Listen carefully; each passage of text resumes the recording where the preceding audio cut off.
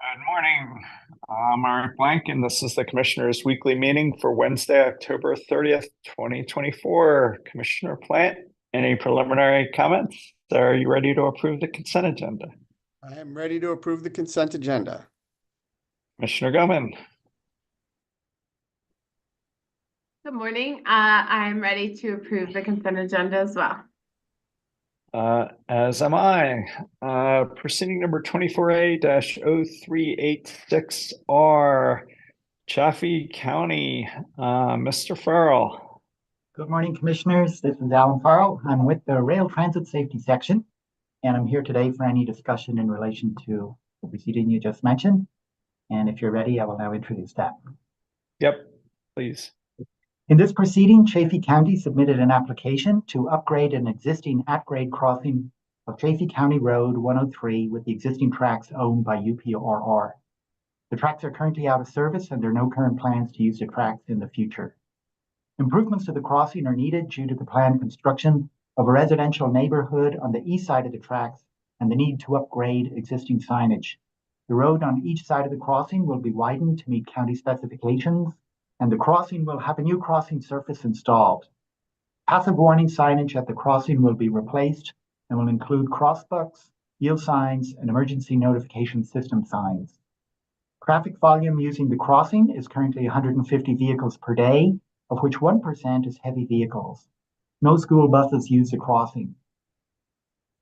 The traffic on posted speed limit at the crossing is 25 miles per hour. Chaffee County estimates the cost of the project at $185,739. Priority LLC, the firm constructing the new residential neighborhood, will bear all costs associated with the project. Chaffee County proposes to start the upgrade of the crossing on approval of the application and anticipates being complete with the work by May 1st, 2025. UPRR intervened as a matter of right, and UPRR does not oppose or contest the application.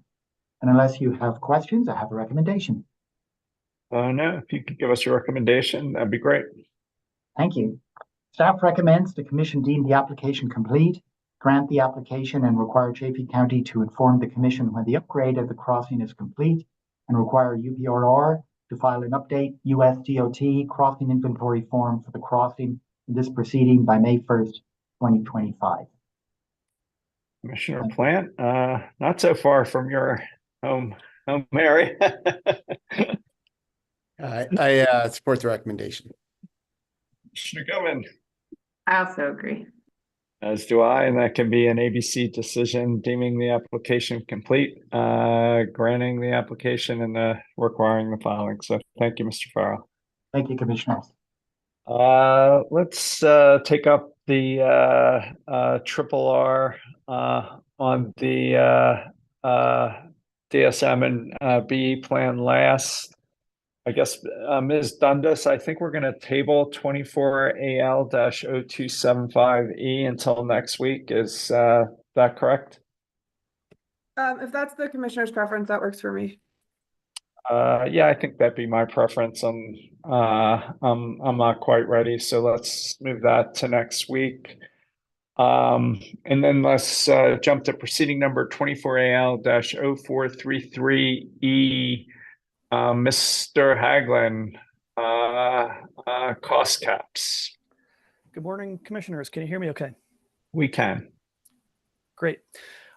This morning I'm Eric Haglund from your economics section. I'm presenting advice letter number 1963 electric, which is Public Services filing to modify its electric tariff to implement several provisions of Senate Bill 24-218 with an effective date of November 4th, 2024.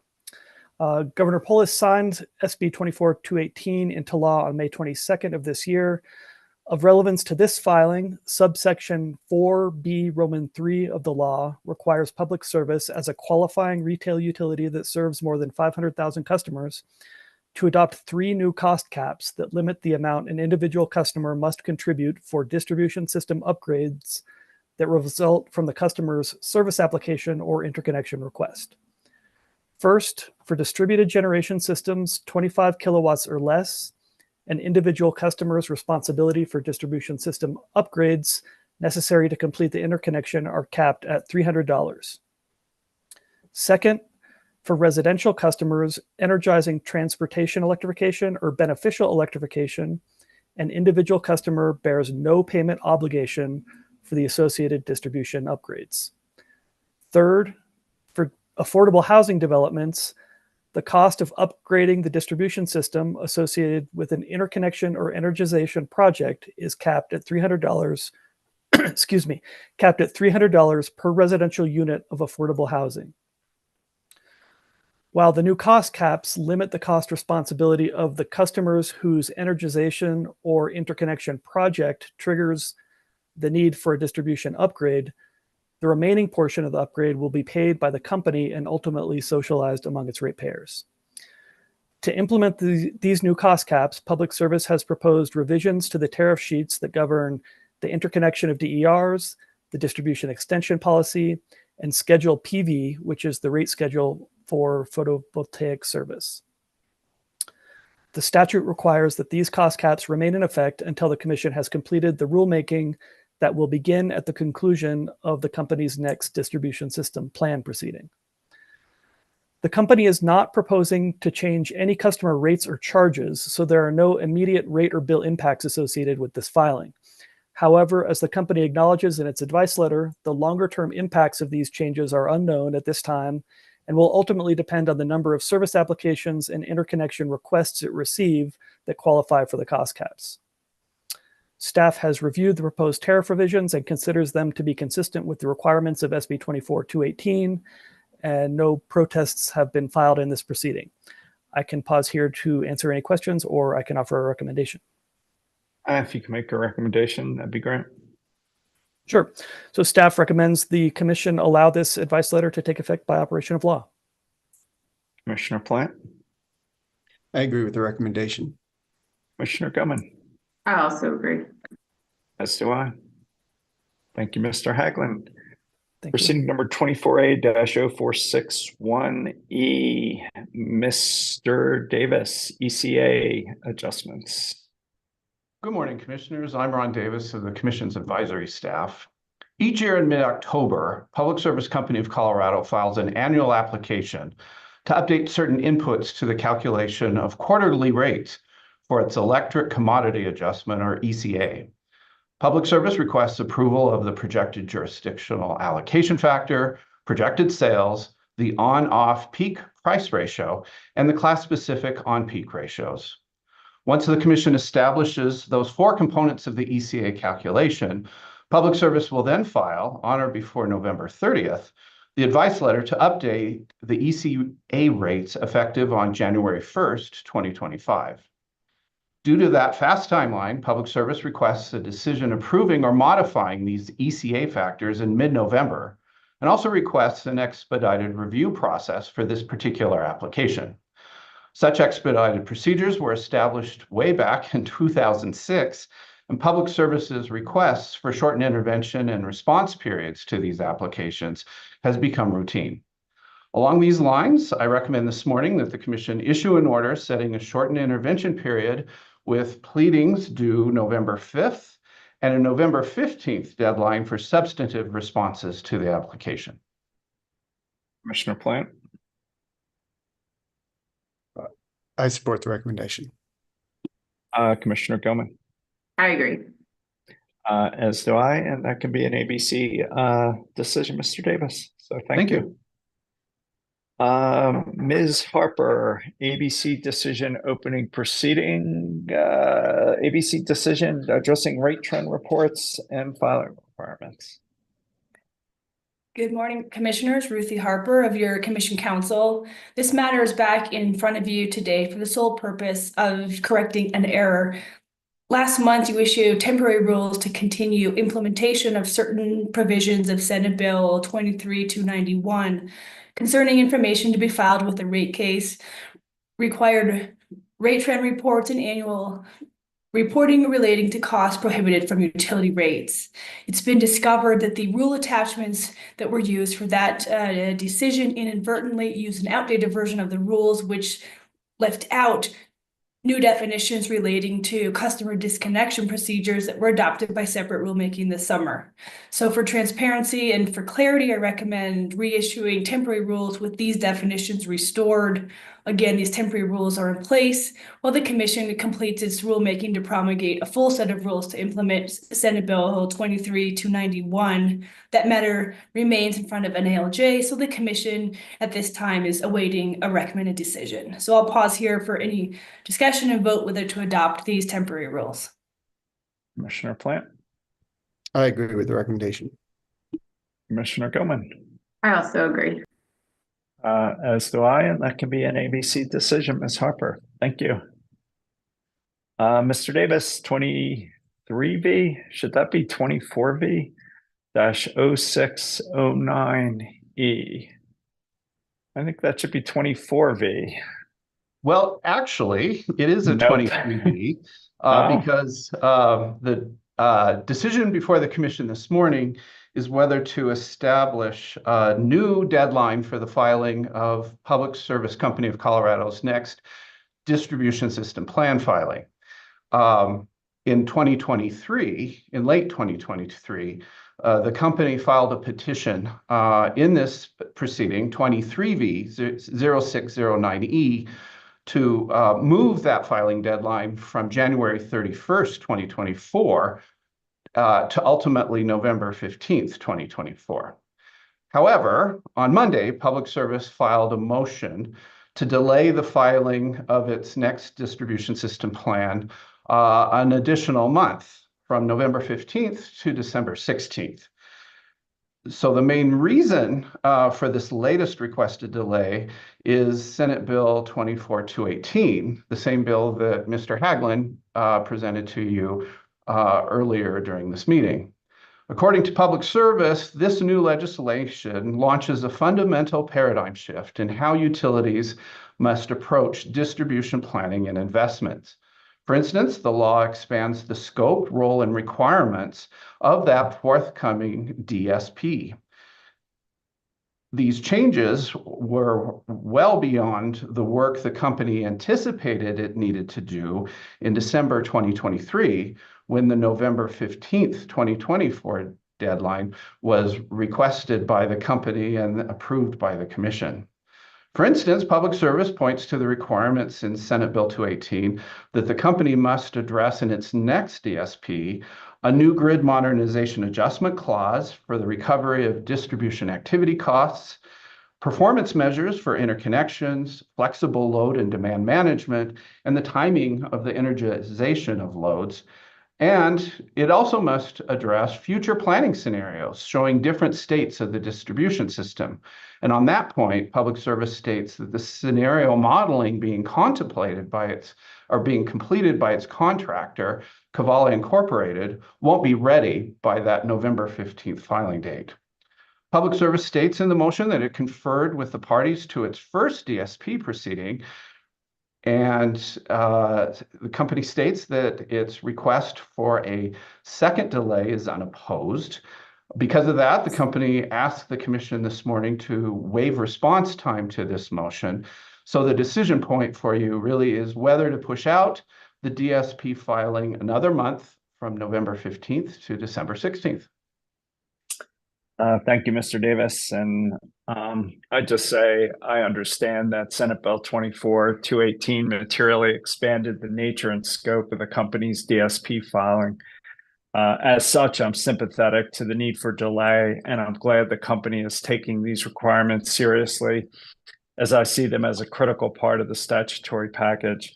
At the same time, however, as we discussed in our M-Docket direction order, the DSP considerations are important regarding both the ultimate true-up considerations and the corresponding TCA cost recovery, which could implicate hundreds of millions of dollars of distribution system investment. As such, the broader context around these distribution system investments remains of potential concern to me.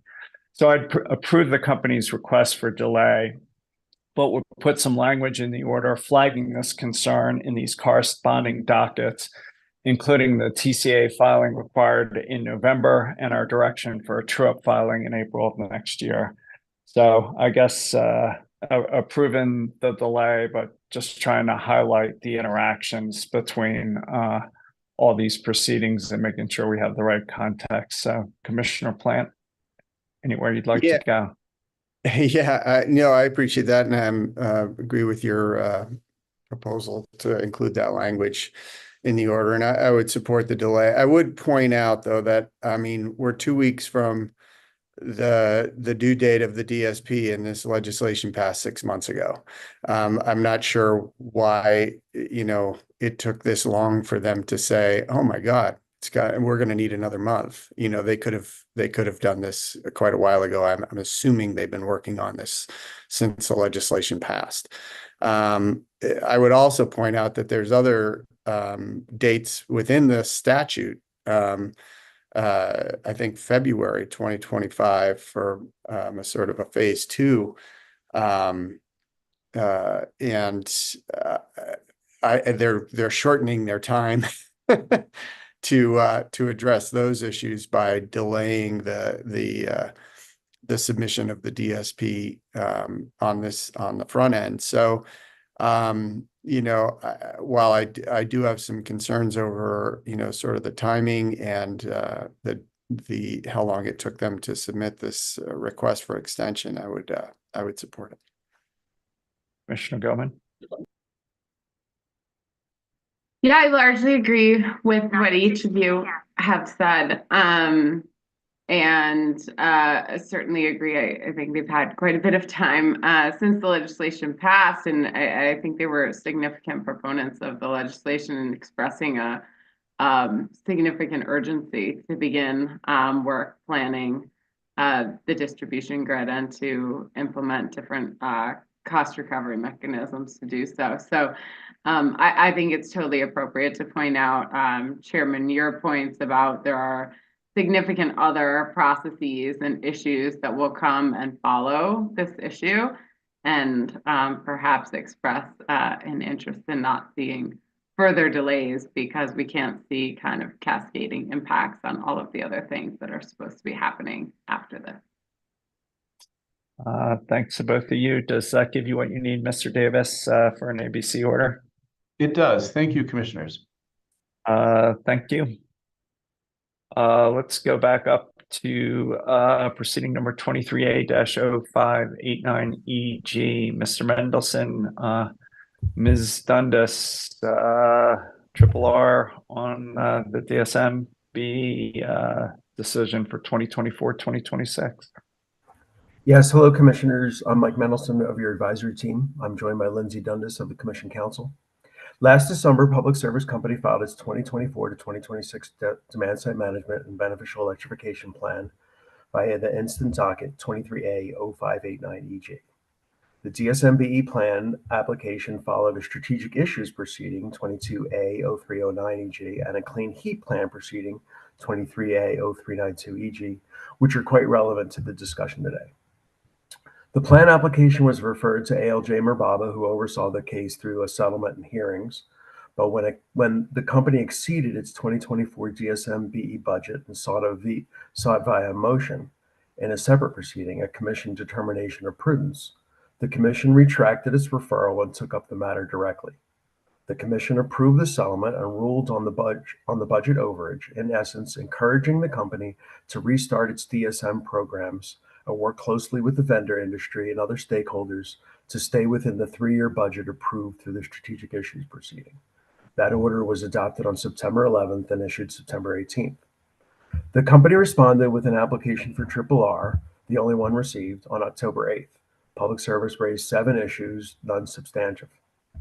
The company noted that it restarted processing applications for its business programs, except the indoor agriculture program, as of October 1, and re-engaging with vendors to reactivate work with long lead time projects and programs while keeping a close eye on budgetary issues.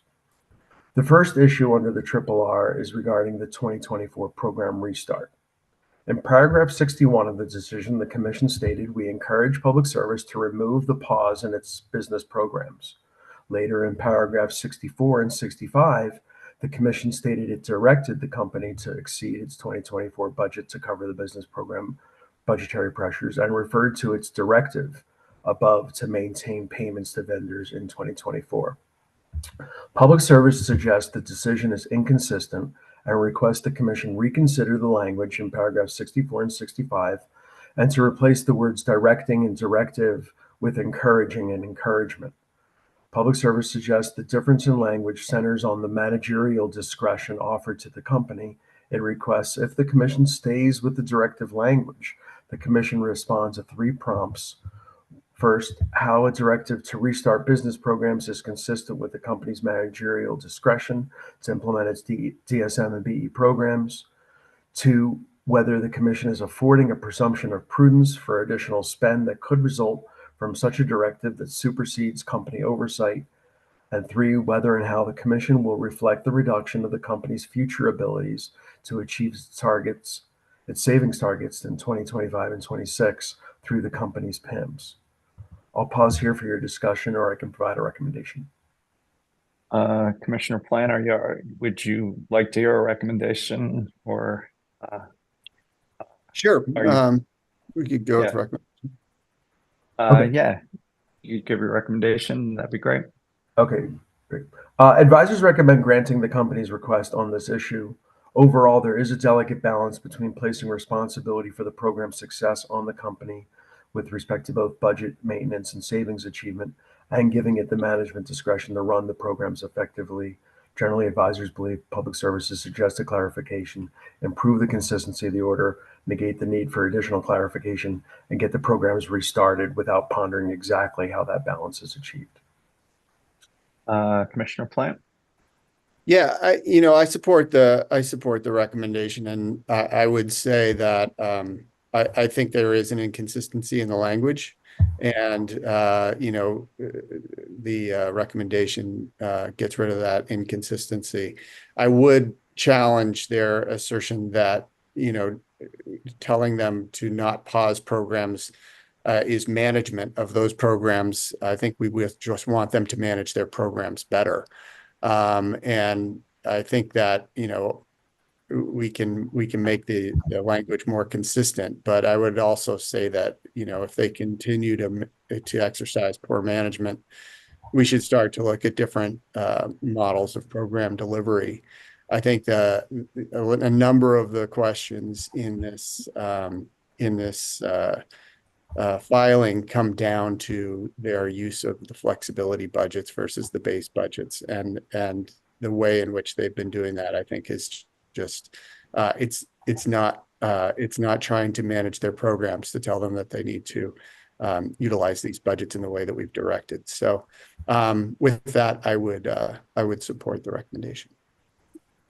Commissioner Goldman.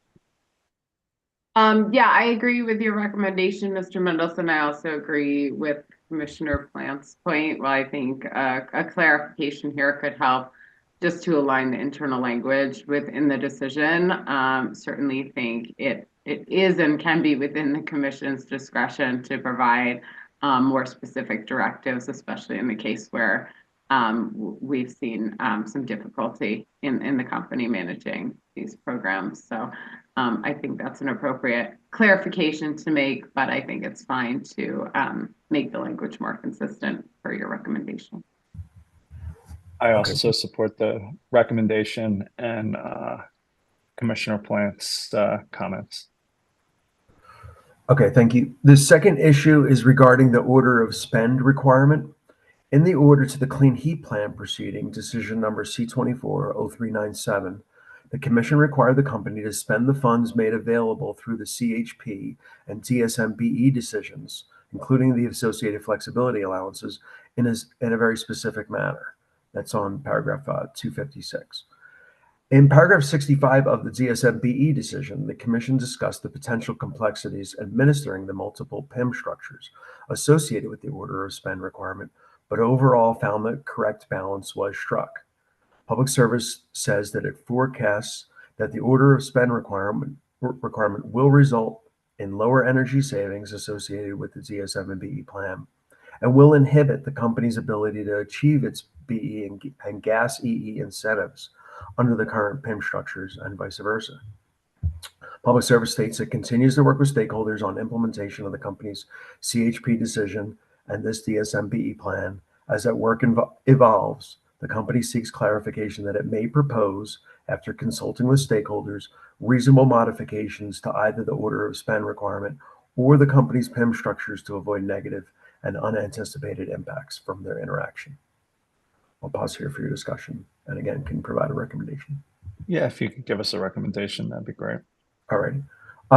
Advisors note the order of spend requirement in the CHP order were designed to foreclose public services use of flexibility budgets to meet initial savings targets and manipulate the PIM. But if the company has a legitimate concern regarding the order of spend, it seems reasonable to allow them to work through the issue with stakeholders.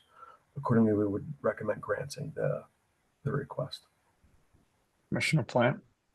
I would support them working with the stakeholders on a model, but I suggest that they take an approach that uses the base budget to achieve their specific targets.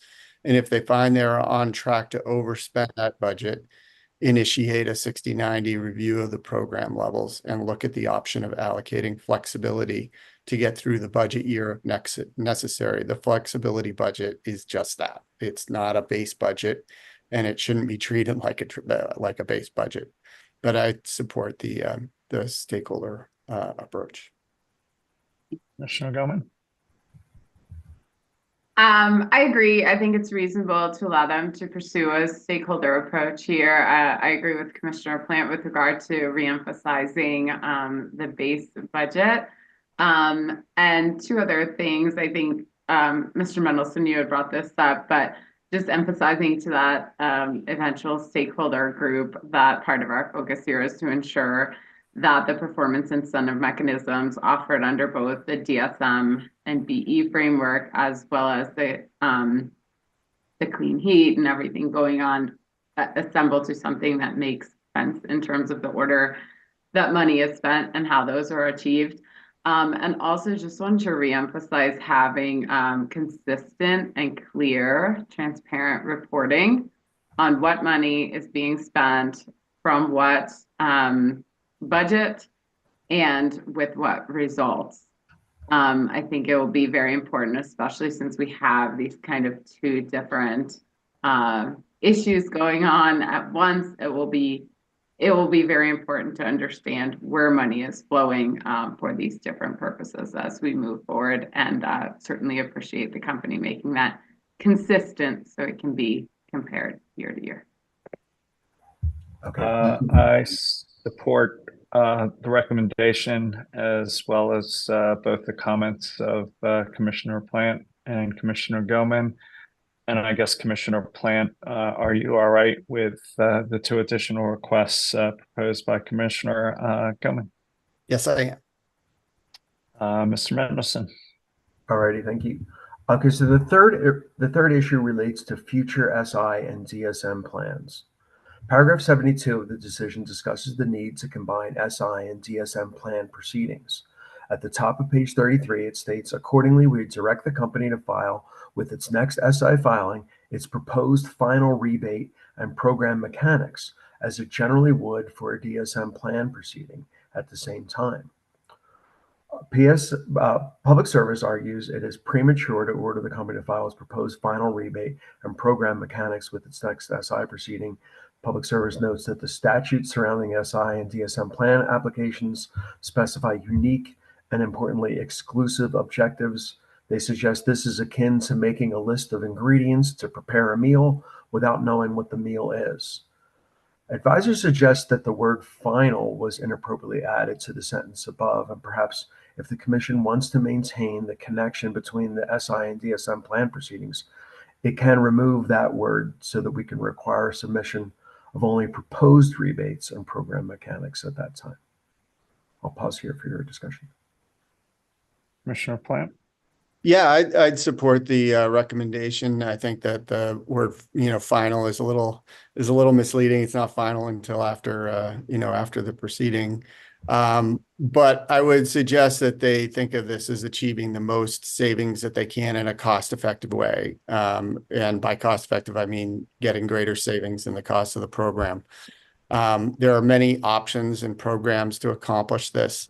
So I suggest they could think of it more as an Iron Chef competition, that they can make their best meal with a pretty well-stocked pantry. Commissioner Goman, would you like to introduce your own meal analogy? I don't think I'm gonna go to a cooking analogy. I appreciate the offer, but I think not. Yeah, I agree with your recommendation, Mr. Mendelson, removing the word final. Clearly, that'll be something I think that the adjudication comes to as a final result. And look, I acknowledge, especially in combining the clean heat and the DSM-SI as well as the DSM plan proceeding, clearly we've seen a need to do that in the connection and the repetition, honestly, of some of the points that are being adjudicated time after time, which in some cases were just decided in previous adjudications. Certainly there will be details to figure out as we move forward. So I don't want to go triple R on this forever and ever, working out every detail. I think it's fair to assume that, perhaps in very early 2026 or thereabouts, the commission ideally can work to refine some of the details about how this combined filing will work to help the company prepare as well as the stakeholders, but it's not something that has to be determined right now, in essence, prolonging this proceeding. So certainly have interest in doing so as it gets closer. But I agree with your recommendation for the time being for that modification to make clear those rebates don't have to be final when they're submitted. I likewise agree with my colleagues and support their comments and your recommendation. So keep going, Mr. Mendelson. Alrighty. So the fourth issue relates to the submission of the GBGB model. In paragraph 69 of the decision, the commission required public service to submit the so-called GBGB model in executable format, as well as other executable models used internally to evaluate DSM program capabilities. Public Service argues it would be premature to introduce the GBGB model because it is designed to facilitate the planning analysis needed to meet the prescribed savings levels within a defined budget as established in a strategic issues proceeding, rather than as a tool to establish those savings goals and budgets. The company further argues that for the GBGB model to be used for the longer planning horizon of a strategic issues proceeding, the company would need to essentially rebuild the tool for that purpose, which would be cumbersome and impractical. I'll pause here for your discussion. Do you want to give us a recommendation? Sure. Advisors believe it is critical that the commission evaluate the program objectives, budgets, and program design details in a consistent and holistic manner. To achieve this, advisors believe the GBGB model will be a foundational piece of evidence and critical to understanding how the ingredients come together to create the meal, or perhaps better represented as comprehending the pieces of the puzzle. We recommend denying this request. Commissioner Plant? I agree with the recommendation. Commissioner Goman? I also agree with the recommendation. If the company's using information or a process to determine what's appropriate, it certainly should be submitted so it can be reviewed by the commission and stakeholders. I agree as well. Alrighty. So the fifth issue is regarding the company's ability to meet savings targets. Paragraph 68 of the decision stated that based on 2024 data the company presented, that the actual implementation data from the most recent year available does not immediately support the settlement's nearly full use of the flexibility budget, or even the company's contention that it cannot meet the SI savings target within the base budget alone. The paragraph also said, based on the 2024 data, we expect the company should be able to maintain its cost containment obligations while meeting the savings targets established in the Commission's SI order, so long as the company can manage down expenditure levels through careful rebate and other program adjustments. Public Service argues these statements are contrary to the decision's approval of the settlement agreement and approval of the company's proposed budgets and use of budget flexibility. The company also argues the savings achieved in 2024 were based on a small subset of the company's DSM programming, that it was unprecedented, and that it is not an appropriate basis for commission conclusions. They also note that data support the company's use of the budget flexibility, as the flexibility allowance is expected to be necessary to meet the established energy savings targets for the full year. Advisors do have a suggested revision to those two sentences that might make it a little Yeah, that'd be great. less subjective. So we would suggest rephrasing it so that it says, based on this 2024 data, we note that it is possible to maintain the company's cost containment obligations while meeting the savings targets established in the Commission's SI order. Going forward, we encourage the company to balance these goals while maintaining DSM and BE program continuity through careful rebate and other program adjustments as described above on a best efforts basis. Commissioner Plant? I agree with the recommendation. I would just add including communication with stakeholders through established processes as well. Commissioner Gilman? I agree with your recommendation. I'm fine with Commissioner Plant's addition. I'm also good with your recommendation and Commissioner Plant's addition. Alrighty. So I'm sorry, Commissioner Plant says including communication with stakeholders through established processes. Yes. Okay, thank you. So the last item, the sixth item out of 7 is regarding to the Commission's decision to stay within energy savings goals. Paragraph 62 of the decision states that the company should take reasonable steps necessary to stay within both expected average spending rates and targeted savings levels. However, paragraph 63 states it is ultimately the company's responsibility to steer the program mechanics to meet the objectives of achieving or exceeding the savings targets, program continuity through appropriate communication with vendors, and cost containment with the allotted budget. Public Service also notes the settlement requires the company to strive to succeed the established energy savings targets. The company requests the Commission reconsider the directive that the company stay within the energy savings goals and clarify that the Commission does in fact desire the company to strive to exceed the approved energy savings targets with the approved budgets and budget flexibility. I can pause here for your discussion, or I can provide a recommendation. If you could jump to your recommendation, that'd be great. Alrighty. So advisors recommend the Commission adopt the company's clarification with a slightly further explanation. We would suggest the Commission remind the company that overall it's charged with balancing budget and savings objectives as established by the Commission.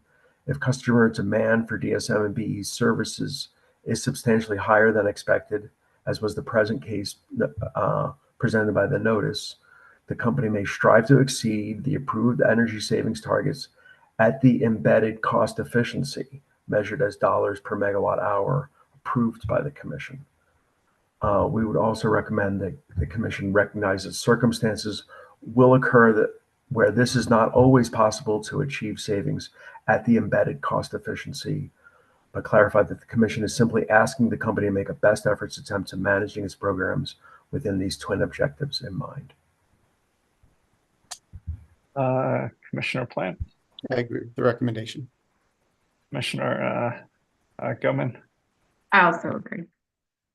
As do I, but maybe can you say commercially reasonable best efforts? When I hear best efforts, it's like at any cost. So if you would just throw in that modification, Mr. Mendelson, that'd be great. Sure. You okay with that, Commissioner Plant? Yes. Commissioner Gilman? Yeah. Thanks, Alrighty. Mr. Mendelson. You're welcome. Okay, the last item is the proposed spending and savings levels.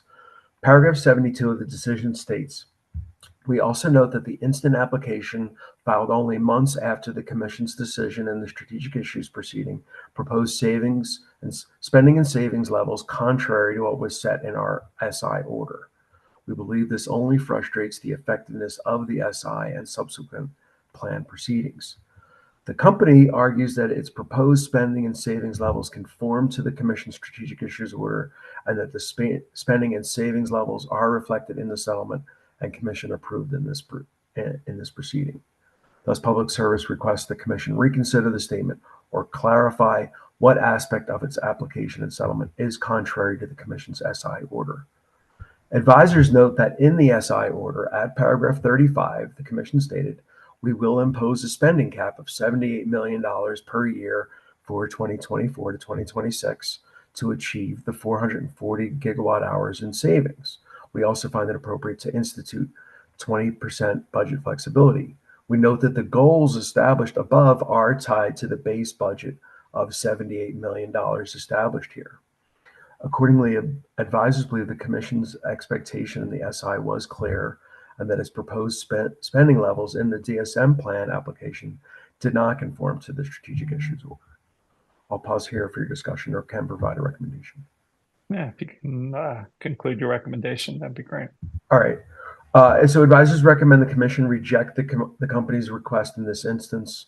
The intent of the flexibility budget was to allow additional funds if necessary and as circumstances presented to achieve the savings required in the Commission's strategic issues decision. The company's plan application immediately included the flexibility budget before any attempt was made to implement the programs with the base budgets alone. This was not the intent of the flexibility budget. In fact, the Commission, well, I'll pause there, that this was not the intent of the flexibility budget. Commissioner Plant. I agree. Recommendation. Commissioner Goman. I also agree. Do I? And are you guys okay with an ABC order, or do you want to see? Are we done, Mr. Mendelson? Yeah, that was the last issue.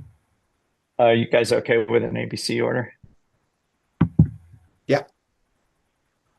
I think we can do this ABC, Mr. Mendelson, and thanks for taking us through the whole case, the RRR, and this discussion in an incisive and efficient manner. Greatly appreciated, sir. Alrighty. Thank you very much. Thank you. One last thing, public comments in the Black Hills rate case tonight, 5 to 8 p.m., Pueblo Memorial Hall. All three commissioners will be there. So not to steal your thunder, Commissioner, go in. But Commissioner Plant, any final thoughts before we adjourn? No, just want to thank everybody who came out to the public hearing last night and look forward to the second one tonight. Commissioner Goman. It's all right to steal my thunder. I was looking up all the details to make sure I get it right. You got it right.